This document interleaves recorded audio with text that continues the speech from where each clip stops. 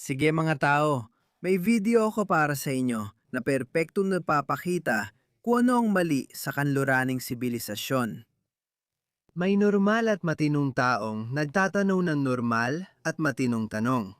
Paalala ko lang, sa kanluraning sibilisasyon, sa loob ng maraming siglo, naging normal na magtanong ang mga tao at kumilos ng may kabihasnan. Ngunit habang tumagal, naging masyadong liberal ang kanluran para sa ganitong uri ng tapat na usapan. Naging sobrang liberal na naging ayos na lang na tumugon gamit ang karahasan. Nakita natin yan sa kaso ni Henry Nowak, kung saan tila mas malaking isyu pa ang rasismo kaysa sa pananaksak. Nakita ko na may mga opisyal na nagsabi, naging racist siya. O kahit pa naging ganun siya, hindi yun sapat na dahilan para sa pisikal na karahasan. Pero tingnan mo, ganun talaga ang nangyari. Malaya ang pagpapahayag dito. Ito ang dahilan kung bakit pinahalagaan ko ng husto ang malayang pagpapahayag. Dahil ang malayang pagpapahayag, ang ideya ng malayang pagpapahayag, ang nagturo sa ating mga politiko at mga pinuno na kailangan nilang hindi maging balat sibuyas. Kailangan mo matutong makinig sa mga tanong at puna. Pero kung bakit, nawala ang pagpapahalaga. Pakinggan mo ito. Itong video sabihin ko sa iyo ay, hindi ko alam paano kinaya ng lalaking ito. Viral na siya at isang alamat, reporter ng GB News sa Amerika. At oo, panurin mo lang ito. 20 beses mas malamang gumawa ng sexual na krimen kaysa sa mga Briton. Oh, ayos. Yung mga Briton na sumakop sa buong mundo, ang ibig mong sabihin na nanggahasa at nanakawan ang buong mundo para makuha ang kapangyarihan na meron sila? Ang mga Briton. Oo, mga Briton ang gumawa nun. Tapos kayo pa may lakas ng loob na sabihin mga Afgar at Somali ang may gawa? Kaya hindi siya Afghan o Somali. African-American siyang lalaki. Pero tingnan mo ugali niya, lalo pang lumalala. Pansinin mo rin ang pinanggagalingan niya. Ang pinanggagalingan niya ay dahil ang Imperyong Briton ay nanggahasa at nandambong sa buong mundo. At habang sila ay nagtatayo, alam mo na, ng mga tren at naglalagay ng mga pangunahing infrastruktura na hindi kayang gawin ng mga taong yon. Pero bukod doon, sila ay nanggagahasa at nandarambong. Kaya naman, ayos lang daw para sa mga Afghan at Somali na pumunta sa Britanya at gahasain ng mga Britannikong babae at batang babae at saksakin ng mga lalaking Briton. Iyan ang batayan ng kanyang argumento. May mga hinahing sila tungkol sa lahi. Ang mga taong ito, masasabi kong ang mga taong ito. Sino mo may ganitong pananaw? Hindi ito ideological dahil ginawang normal na ito ng mga wokis. Ang puting tao raw ang may sala sa lahat ng kasamaan. Kaya okay lang ang anumang mangyari at malugod na tinatanggap ang mga refugee. Pero sige, may dagdag pa. Kaya ang kanyang panimulang posisyon ay sobrang mali, sobrang tanga. At tingnan mo ang taong ito. Pero panurin mo lang ito dahil hindi ko alam kung paano napanatili ni Ben ang kanyang kahinahunan. Hindi ko alam kung paano niya nagawa yon. Siguro kung ako yon, nag-react na ako at baka nasuntok pa ako sa mukha at nakahiga na ako sa sahig. O baka siya nakahiga sa sahig. Hindi ko alam. Pero panoorin mo ito. Yun lang mga katuan, hindi pa katuan. Hindi ba totoo na sinakop niyo ang mundo gamit ang panggagahasa, panpatay at panloloob? Tama o mali? Totoo yun. Oh, ayan. So, ano sinasabi mo? Mo ngayon? Ang kapal ng mukha mo. Ang kapal ng mukha mo. Bakit? Ano ka ba? Kasi ganyan ka eh. Ang kapal ng mukha mo. Nagsasabi ka ng mga katotohanan? Sige, pag-usapan natin ng mga katotohanan. Mag-usap tayo. Oh, may gawin ka tungkol dyan. Ayos yan. Gawan mo ng paraan, di ba? Nandito ako. Para magtanong. Paano ka nakapasok sa bansang ito? Ano sinasabi mo ang kapal ng mukha mo? Bakit ka nagagalit ng ganyan? Dahil isa kang walang kwenta. Isa kang sinungaling. Sinungaling ka! Paano siya nananatiling kalmado pare? Hindi ko alam paano hindi magalit. Sa tingin ko, gusto niya yon. Pinipipila niya sarili niya habang sinusubukan siyang galitin. At mali na malaw na magwawala siya kung may gawin man siya. Pero matalino siya. Hindi niya ginawa. Gusto mo bang ipakita ko sa'yo ang sinungaling ka? Bro, tinanong lang kita. Tignan mo itong gimp na to. Sabi niya nanginginig ka, parang sigurado siyang alipin niya yon. Sa tingin ko, baka tinitira niya siya. Tingnan mo ang enerhiya niya, nagkukunwaring matapang kahit nanginginig ka. Dahil totoo, bakit mahalaga? Hindi mo ba kinakondena ang kolonyalismong British? Hindi ba yan ang kinakondena mo? Bakit mahalaga lahat ng yan? Pero dahil yan ang gusto nila. Gusto ka nilang galitin, gusto ka lang nilang asarin. Ganyan talaga sila. Ikaw, ano ba talaga ang ginawa ng mga Briton para magkaroon sila ng kapangyarihang meron sila? Sagutin mo yung tanong na yan. Sagutin mo ang tanong na yan. Naka-t-shirt siya ng Africa, pero hindi naman siya titira doon. Hindi pupunta. Tignan mo siya. Galit na galit. Baliw na galit. Sagutin mo yung tanong. Paano nakakakuha ng kapangyarihan ang mga Briton? Ang tapang niya sa harap ko, ano nga ulit ang tanong? Bakit ka nanginginig? Bakit ka nagagalit ng ganyan? Dahil gumagana ang drone, pinipigilan kong basagin ang pangamo. Sige, gawin mo. Mahuhuli ka naman ng pulis. Wala akong pakialam, tol. Wala akong pakialam. Hindi ito pinapataas sa argumento mo. Tingnan mo, lumabas ako dito para. Hindi ito pinapataas sa argumento mo. Tingnan mo, lumabas ako dito para. Lumabas siya dito para sa. Lumabas siya dito para maghanap ng gulo. Kita mo, mga siraulo sila. Sobrang siraulo talaga. Hindi maintindihan kung bakit pinapakinggan ng gobyerno ang sinasabi nila. Oo, ginawa namin. Hindi ako Briton pero dapat aminin ng bawat Briton na ginawa nila ito, sinakop nila. Anong gagawin mo? Tingnan mo siya, parang babaliin ang panga mo. Anong gagawin mo? Oo, ang mga Briton, ilang libong Briton, ginulo nila ang buong mundo. Ganyan kami kagaling noon. Sana nagtayo rin kayo ng sariling hukbo. Dapat nagtatag kayo ng mas magagandang sibilisasyon o lipunan para napigilan ninyo ang pananakop namin. Pero hindi ninyo nagawa. Malas lang. Lumabas ako para makipag-usap, hindi para sa gulo. Oo. Oh, sige. Oo. Yun ang kaliwa, yun ang bulok. Violet, makakakuha ka ng mga katotohanan. Sino-ano ang? Ang ibig mong sabihin, sino nagsimula? Ito? Wala namang nagsabi ng kahit ano sa'yo. Hanggang dulo. Sino ang napasimula? Dapat kondenahin ang pag-uugaling parang chimpanse. At hindi ko lang sinasabi ito dahil siya ay itim. Nakakita na ako ng maraming tao na ang ganitong asal ay talagang maituturing na asal chimp. Tamang-tama ang paglalarawan na yon para dito. Bakit hindi ka makapagsalita na parang normal na tao? Bakit kailangan mong magpakahayop? Tingnan mo ito. Tingnan mo ito. Tingnan mo ang payaso na ito. Siguradong siya ang alipin niya. Tingnan mo siya. Sino nagsimula? Nabibigay ka ng mga katotohanan, nabibigay ka ng datos. At nagiging maraha sila. Hindi na nakakaba. Isa ikaw bagong klase. Simulan mo na. Tatapusin ko ito. Siguradong tatapusin ko ito. Wala kang kailangang gawin, tol. May gagawin ka lang ngayon. Magwawala ka. Mag-aasal kang parang tanga. Tapos matitaser ka ng pulis, malamang mamatay ka pa. Tapos sasabihin mo, mahalaga ang buhay ng mga itim. Pakiusap.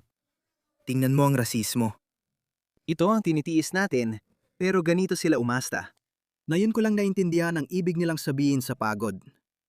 Ang mga puti ang biktima ng sarili nilang liberalisasyon. Sila ang pinakasibilisado mga tao sa buong mundo. Malayong malayo sa iba. Sige. Oo, ang tinutukoy kong sibilisasyon ay ang pagbuo ng komplikado at gumaganang lipunan. Bagong infrastruktura, matataas na gusali, imburnal, kalsada at butopode. Ginawa nila yon. Sila ang naging pinakasibilisado. Sila ang pinakamasibilisadong tao.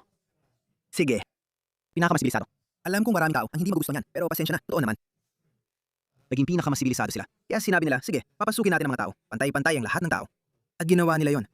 Ginawa nila. Ginawa nila. At patuloy nilang pinatatahimik ang mga nasyonalistang tinig nila. Patuloy nilang pinatatahimik ang mga racist nila. Ngayon, bumabalik sa kanila ang ginawa nila. Ganyan talaga. Lahat ng mga taong ito ay may mga hinaing. Totoong mga hinaing ito. Sila'y galit. Tingnan mo, iba siya. Hihiga siya sa kama. Pansinin na nag-aalab niyang mga mata. Hihiga siya sa kama. Kasama ang isang Afghan o Somali na wala naman siyang pagkakapareho dahil galit siya sa puting tao. Ang parehong mga puting tao na nagtapos ng pagkaalipin, nakipaglaban sa digmaang sibil sa Amerika para sa mga karapatan ng mga itim, para buwagin ang pagkaalipin sa Amerika. Ibinigay nila ang pantay na karapatan sa kanila. Ganon gumagana ang mga lipunan. Sa nakalipas na 150 taon, isa lang naging direksyon ng daloy. Palayo sa mga puti. Patungo ito sa puntong unti-unting, isinusuko ng mga puti ang kapangyarihan at pwesto na may ilang magagandang dahilan. Alam mo, ang pagkaalipin ay hindi dapat nangyari. Pero nangyari ito. Dapat natapos na dati ang pagkaalipin, pero nangyari ito sa ibang panahon. Unang ipinagbawal ito ng mga Briton noong dekada 1830 sa buong imperyo. Tulad ng sinabi ko, si Abraham Lincoln ay napasangkot sa digmaang sibil. Nagkaroon ng digmaan sa Amerika, halos sinunog nila ang bansa para sa mga ninuno niya. Pero galit pa rin siya at sinasabi niyang dapat gahasain kayong mga puti. Ano ba yan? Wala kang magagawa para sa kanila. May mga puti na literal na iniiwan ang kanilang mga trabaho, ang kanilang mga posisyon para mapunta sa mga itim ang mga posisyon na yon. At hindi pa rin sila masaya. Hindi talaga sila magiging masaya. Sa tingin ko, hindi talaga naghahalo ang mga kultura. Hindi talaga sila naghahalo. Integrasyon at asimilasyon lang ang pag-asa natin na ipinapakita na kapag may pumasok, mag-i-integrate at mag-aasimila sila. Nag-integrate sila? Oo. Mahusay silang nag-integrate sa sistema ng buwis at sistema ng benepisyo. Pero nag-asimila ba sila? Karamihan sa kanila, hindi. Alam ko nakakaiba ang kulturang Aprikanong-Amerikano. Pero tingnan mo, may pandaigdigang kaliwa na nagkakaisa at nagsasanipuwersa kahit hindi sila magkapareho. Kung alisin ang puting tao sa buong sitwasyong ito, sa buong ekwasyong ito, magpupugutan ng ulo ang mga taong ito kinabukasan. 100% mangyayari talaga yan. Sa tingin mo ba magugustuhan ng mga Afghan ang mga itim na babaeng Amerikano na nagtitwerk? Sa palagay mo, titiisin yon ng mga Afghan? Gagawin ka nilang alipin bro, ng mismong mga Afghan na pinagtatanggol mo. Simulan mo, tatapusin ko. Wala ka namang gagawin. Hangad ko ang mabuti para sa iyo, kaibigan. Simulan mo, ako na bahala. Bakit di ka na lang bumalik sa bansa mo? Tingnan mo, kukunin ko. Magugustuhan ko siya. Sigurado siya. Panurin mo paano siya magsalita. Akala mo makakakuha ako ng mataas na puntos. Pero ngayon mapipigilan ng ito. Bakit hindi ka nalang bumalik sa bansa mo? Parang ganoon ang dating, kahit di naman niya diretsyong sinasabi. Hindi dito ako nakatira sa ngayon. Dito ka ba talaga nakatira? Bakit di ka bumalik sa bansa mo? Oo, dito ako ngayon. Paano ka napunta rito? Anong ginagawa mo? Eroplano? Astig! Astig. Wala siyang masasabi. Oo, pumunta ako dito gamit visa para magtrabaho. Humingi ako, ginawa ko ang tama. Humingi ako ng permiso sa US government at binigyan nila ako. Hindi ako dumaan sa southern border. Pero hindi pa dito natatapos mga pare. May part 2 pa yan. So nag-viral ang clip na yon, 43 milyon ang views. Okay, hanga ako kay Ben Leo. Kailangan nating lahat matuto. Kailangan talaga nating matuto ng marami kay Ben. Siguro may gagawin ako. May gagawin talaga ako. Either ako ang mawawala ng malay o siya ang mawawala ng malay. May mangyayari talaga. Hindi ka pwedeng manatiling ganito kakalmado. Kaya nag-viral niya at may part pa. So inilabas din niya ang pangalawang bahagi. Tingnan mo to. Mas mahaba at mas malala pa ito. Ano bang inakala mo na mangyayari? Akala mo mabait siya? Madalas naman kami nagkakausap. Nagkakausap kami at pinag-uusapan namin. Nagkakausap kami ng mga sibilisadong tao. Hindi ng kung ano ka man, sibilisadong tao. Malinaw na hindi ka sapat na sibilisado. Ngayon boboto na siya. May namamatay, pero wala kaming kinalaman. May namamatay doon, pero ibig bang sabihin dapat gasain ng mga lalaking Afghan ang mga babaeng British? Parang walang koneksyon sa sinasabi mo. Ang mga taong ito? Tanga-tanga, mga bobo sila. Ang buong kaliwang klase ay bobo. Wala akong pakialam kung ikaw ay itim, puti, kayumanggi o ano paman, bobo ka. At naubos na ang pasensya ng mga tao, paubos na talaga. Buhay ay nakataya, sir! Buhay at kamatayan na to. Ganyan kang manggulo. Hindi ito laro. Buhay ito at ano ba yan? Sino nagsabing laro ito? Tingnan mo siya ngayon na parang napakabait. Gusto niya ngayon. Gusto niyang maging ngayon. Gusto niyang ipakita na parang nagmamalasakit siya sa sangkatauhan at sa mga tao. Hindi ka naman ganoon. Karapat dapat siyang mataser. Tingnan mo to, pinalilibutan niyo ako, dinuduraan niya ako sa mukha. Sinasabi niyang babaliin niya ang pangako. At ako raw ang gugulo. Ikaw ang gugulo. Ako ang masama. At may mga bata sa loob. Ako ang masama. Oo. So tingin ko, mabait ka talaga, Gid. Kung hindi lang dahil dito, malamang magkakasundo tayo sa pub o kung saan man. Sorry, di kita maintindihan. Anong gusto mong gawin? Gusto mo bang sumipa para sa kanila? Gusto mo bang ipartanggol sila? Sipa. Isa sa atin, pasensya na. Gusto mo bang sumipa pataas para dito? Anong ibig sabihin nun? Nakuha mo na. May papasiklab ka. Sa tingin ko, dapat ka na umalis. Hindi, mananatili ako dito. Hindi ako mapapadala sa pananakot ng mga mararahas na tao. Ibig mong sabihin, nandito ka kahapon na may baril? Hindi ako natatakot. Malinaw, dapat ginamitan nila yung mga baril na yon. Tingnan mo to. Tingnan mo kung gaano siya kaagresibo. Nagwawala ka na dito ngayon. Sa tingin ko, kailangan mo na umalis. Hindi, mananatili ako dito. Hindi ako mapapadala sa pananakot ng mga mararahas na tao. Ibig mong sabihin, tulad na pagpunta mo dito kahapon na may mga baril? Hindi ako natatakot. Ibig mong sabihin, natakot ako sa mga gago na may baril kahapon? Ikaw, Pwedeng harapin. harapin mo ako at matatanggal ka sa trabaho, gagaguhin kita kung hindi ka natatakot sa kanya. Bakit ako matatakot? Siguradong mas hindi ka takot sa akin. Tao akong nandito para makipag-usap. Tao ka ba? Nilalang, hindi tayo nandito para makipag-usap. Tao ka ba? Hindi ka nandito para bisino. Nandito ka para magsimula sa negosyo. Hindi. Haminin ko, hindi kami tanga. Handa na ako. Kailangan mo umalis dito. Nandito ako para sa lahat ng gulo. Sinasabi mo, nandito ako para sa lahat ng gulo. Oo, gusto ko yan. Kailangan ko yan. Bumaba ka. Bumaba ka sa gym kasama ko. Punta ka at bumaba ka sa isang boxing gym. Kung gusto mo makipagsuntukan, hindi kita makipagsuntukan. Anong problema mo ba? May nakakita ba sa kanya na nagsabing babaliin niya ang pangako sa harap ko? Sinabi ko yon. Ulit. Ano? Lumabas ka dito. Lumabas ka dito. Alam mo na kung ano yun nung lumabas ka dito. Alam mo kung anong ginagawa mo nung tinanong mo yung mga tanong na yon? Nakuha mo ang gusto mo. Para ikaw ay sobrang... Hindi balanse. Wala sa tamang pag-iisip na tao, bro. Sa tingin ko, ganito ito nangyayari. Kung mapatigil ng pulis ang taong ito dahil sa problema niya sa galit, siguradong magre-react siya. Mag-aasal siyang parang hindi sibilisadong barbaro. Pagkatapos, mapapatay siya. Magtatanong sila, anong nangyari? Bakit? Bakit may police brutality? Hindi. Kontrol sa sarili. Ano to? Ano? Gusto kong malaman, ano ba tong ugali na to? May kulang ba sa ibang tao? Ano ba to? Ano? Pare, May gawin ka. gawa ka ng paraan. Tungkol dito, diretso ako. Ako nga, pasensya na. Palapit sila makipag-usap sa akin, akala nila ako si The Rock, astig ako. May gagawin ba kayo tungkol sa taong ito? Kailangan nating mag-relax. Hinaharap niya ako, sinasabi niya ang babasagin niya ako. Isa akong mamamahayag mula sa London, nandito siya nakaupo. Nagkakaharap tayo at nagtatarayan. Tingnan mo tong pulis, sabi niya. Pareho kayong nagkatarayan. Hindi man lang tumaas ang boses niya, nakakabilib. Alam mo ba, sa tingin ko, sinungaling talaga ang mga taong to. Madalas talaga itong mangyari sa atin. Lalo na kapag alam mong wala kang ginawang mali ni kaunti. Siguro mas mali lang ng kaunti ang ginawa ko kaysa sa kanya kasi tinaasan ko lang ng konti boses ko. Parang, kalma lang mga tol, layuan niyo ako. Sasabihin mo, tapos susubukan kay gaslight, pero hindi naman niya ginawa. Sinasabi pa niya, pareho kayo nagdidikitan ng muka. Ang galing. Hindi ako nakikipagbanggaan sa kanya. Maayos lang akong nakatayo at nagtatanong. Tawagin mo ang mga tropa mo. Nasaan na ang Proud Boys? Nasaan na ang Proud Boys? Binabanatan siya ng astig na to. Uy, suot din niya ang singsing ko? Baka totoo nga. Tignan mo kung paano siya tumingin. Parang sinasabi niyang, ipinagmamalaki kita. Ano yun? Oh, kunal mo yan ng video. Ipadala mo yan sa kanila. Nasaan ka na? Nasaan ka? Magpapakastig ka sa mga babae at lalayuan mo ang mga babae.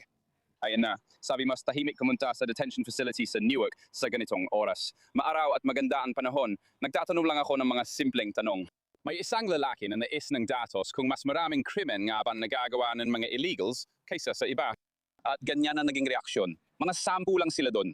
Sobrang agresibo, dumidikit sa mukha ko, nagbabantang babali ng pangako at naghahamon ng away at kung ano-anong pang-aabuso.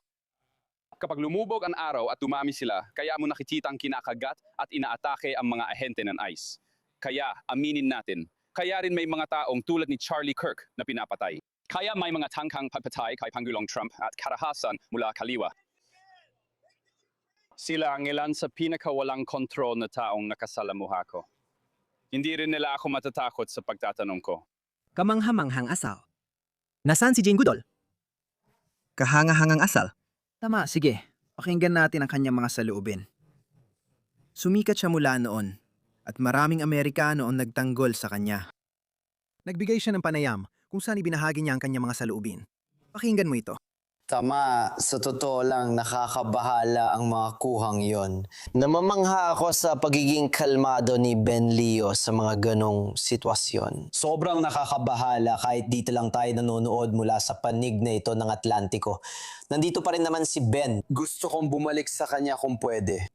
Ben, ano sa tingin mo? Lagi ring sinasabi na baka isa o dalawa lang ang medyo sira ang ulo na nahuli mo. Sa tingin mo ba, makakakuha tayo ng ideya sa ugali ng mga kaliwang politiko at taga-suporta mula sa interaksyong iyon?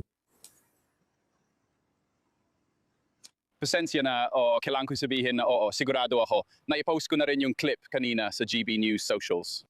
At ang tugon dyan, by the way, ang buong clip, ang buong ulat ay mapapanood sa Late Show live sa GB News mamayang gabi mula hating gabi na ikaw ang napakabait na pumalit para sa akin na yung gabi.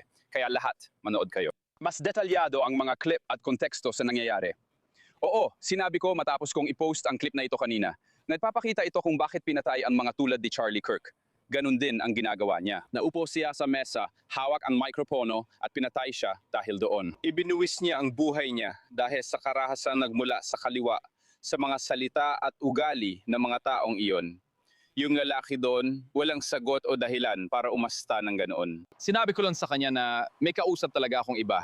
Sinabi ko sa kanya na sa UK, may ilang nasyonalidad at ilegal na migrante na mas madalas gumawa ng sexual na krimen kaysa sa Britain. Biglang nagalit yung lalaki tungkol sa British Empire. Tanong niya, paano ko nasabi yun?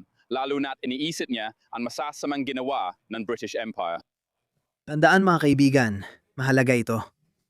Totoong naniniwala ang mga taong ito. Makikita mo rito ang pananaw nila. Kaya kapag sinabi ng mga Israeli na nagbibigay sila ng dahilan at ipinagtatanggol ang Hamas, pati ang mga panggagahasa at pagpatay ng mga terorista noong Oktubre 7. Seryoso sila, talagang yon ang gusto nila. Sa kanila, ayos lang yon. Totoo nilang pinaniniwalaan na ayos lang na mangyari ito sa mga Britanikang babae o sa mga puti dahil sila raw ay nanggulonya ng mundo.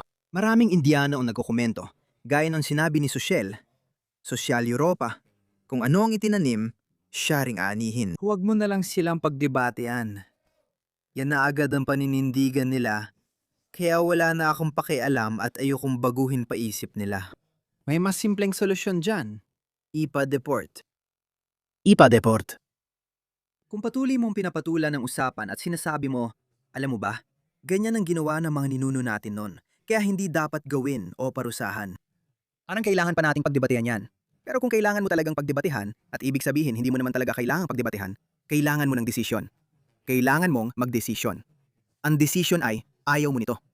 Galita sa amin. Kahit ano pa ang dahilan, ginawa na namin ang lahat. Binigyan ka namin ng tulong pinansyal at libreng pabahay. Pantay na upuan sa mesa, pwede ka ring tumakbo sa posisyon. Ginawa na namin lahat, pero galit ka pa rin. Hindi na namin mababagong nakaraan. Sige, umalis ka. Magpa-deport ka.